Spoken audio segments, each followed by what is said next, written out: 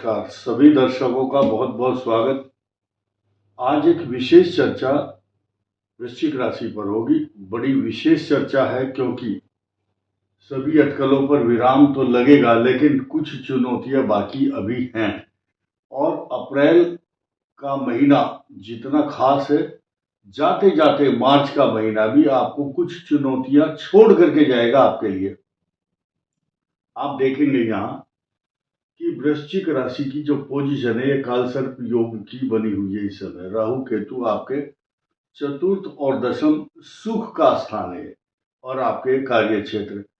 जब कार्य क्षेत्र और सुख के साधनों में कुछ व्यवधान आता है तो लिखा है शास्त्रों में, सुख की कल्पना नहीं कर सकते आप।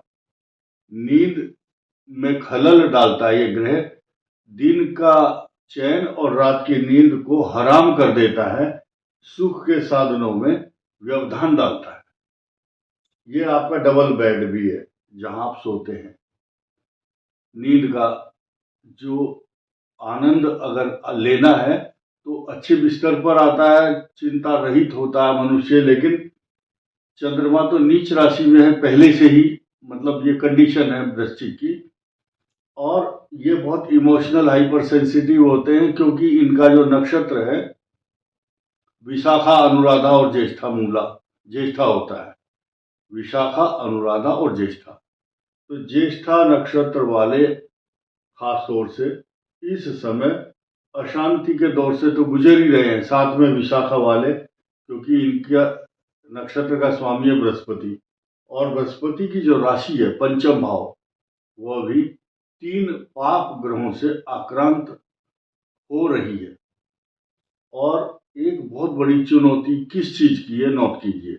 दसम भाव में जो केतु है, इस दसम भाव के केतु का 29 मार्च को जो बदलाव है या इसका ट्रांजिट है, वो काफी दूषित करने वाला है माहौल को। केतु जब अपनी ही राशि में प्रवेश करते हैं तो जिस भाव पर होते हैं वहां से मनुष्य को आइसोलेट करने की कोशिश करते हैं। अब ये सामाजिक प्रतिष्ठा है, मान सम्मान है, पिता का स्थान भी है, बहुत बुरी स्थिति में ला देता है मनुष्य को। इसलिए ये चुनौती अभी बाकी है। और इस बाकी की तारीख सुनिए आप।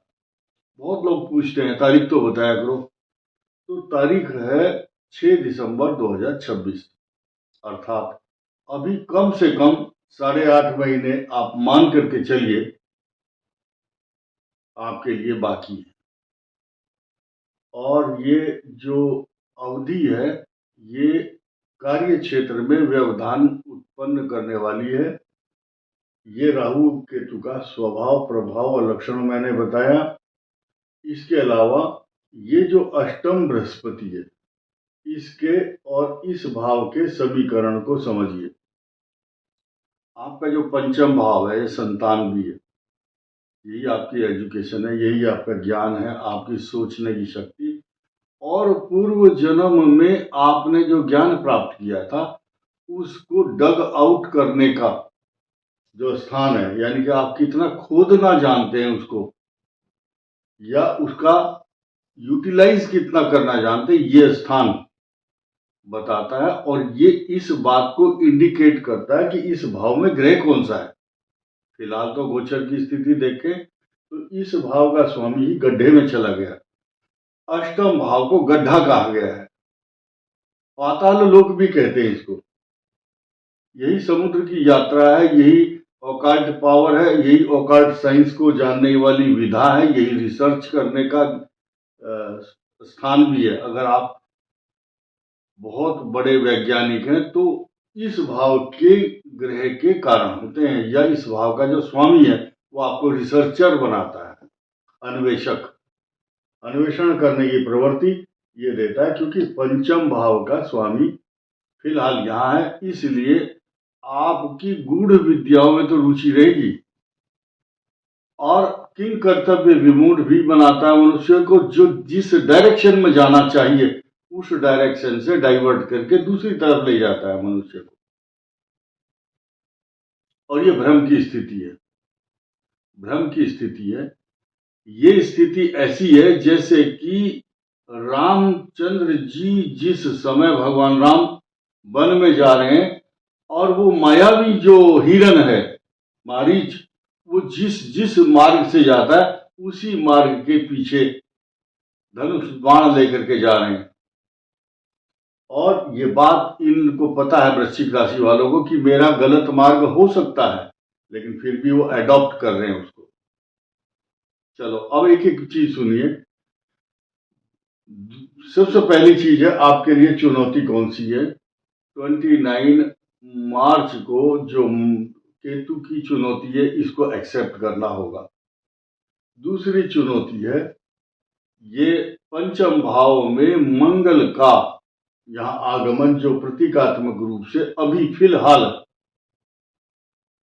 बन रहा है, और ये 3 ग्रहों की युति एक बहुत बड़ी चुनौती और खतरे की घंटी है स्वास्थ्य को लेकर के। किसका स्वास्थ्य? वृश्चिक राशि का स्वास्थ्य अच्छा नहीं रहेगा।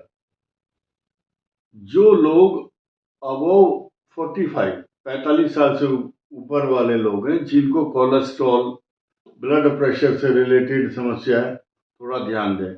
अपने मधुमेह रोग को, शुगर को कंट्रोल करना चाहिए, क्योंकि छठे भाव में जब सूर्य गोचर में आते हैं तो रक्तचाप बढ़ता है, और ये जो अष्टम भाव है ये कोलेस्ट्रॉल बढ़ाता है, फैट बढ़ाता है। बुध जो है फैट है, फैटी लीवर, किडनी लीवर से संबंधित, प्रोस्टेट से रिलेटेड समस्याएं ये उत्पन्न करता है। इसलिए इन समस्याओं से जूझ रहे जो लोग हैं थोड़ा सा केयरफुल रहना चाहिए। अब एक नया विषय क्या है कि जो आपके वृश्चिक राशि वालों का जो जीवन साथी है, अगर वो स्वस्थ नहीं है या आप दोनों के बीच में कुछ अच्छे सामंजस्य पूर्ण व्यवहार नहीं है, कंट्राडिक्टी है, तो ये इस भाव का स्वामी सूर्य के साथ आने से ये पीड़ित होगा। तो इसकी पीड़ा को समझना होगा, यानी कि मैरिज लाइफ को बैलेंस करके चलना बहुत जरूरी है। रीजन कई सारे हैं। मंगल की यहाँ पर दृष्टि, ये जीवन साथी की आयु का स्थान है। शनि की मैरिज लाइफ पर दृष्टि है, मैरिज लाइफ का जो पार्टनर है उसका, और इस भाव का स्वामी स्वयं सूर्य के साथ अच्छी कंडीशन में नहीं है। ये 3 कॉम्प्लिकेशंस हैं, ये आपको विचलित कर सकते हैं कुछ समय के लिए। तो सारांश के रूप में ये कहूंगा कि 17 मई 2026 तक आपको कुछ सावधानियां वाहन से संबंधित, आपके माता मित्र, मकान, सवारी, पशु, वाहन तथा घरेलू डोमेस्टिक मामलों में बहुत केयरफुल होकर के चलना। स्थानांतरण की संभावना, या आप स्थान बदलने वाले हैं। बहुत लोग एक देश छोड़ करके दूसरे देश को जा रहे हैं, कुछ लोग नौकरी बदल रहे हैं, कुछ लोग अपने इष्ट मित्र और परिजनों के स्वास्थ्य को लेकर के थोड़ा परेशान है।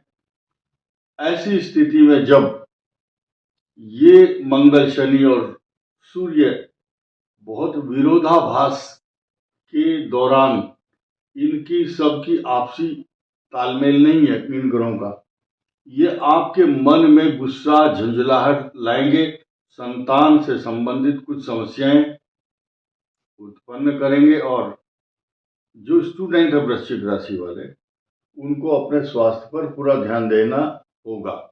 अब ये जो नवरात्र का समय है, पूर्णिमा का समय होगा, चैत्र पूर्णिमा, उस दिन दूध का दान जरूर करना है। सोमवार का व्रत कर सकते हैं आप। अन्यथा आपके लिए सबसे बड़ा मंत्र बता रहा हूं, ओम सोम सोमाय नमः। ये मंत्र आपके लिए कल्याणकारी होगा। इस वीडियो में इतना ही। धन्यवाद, नमस्कार।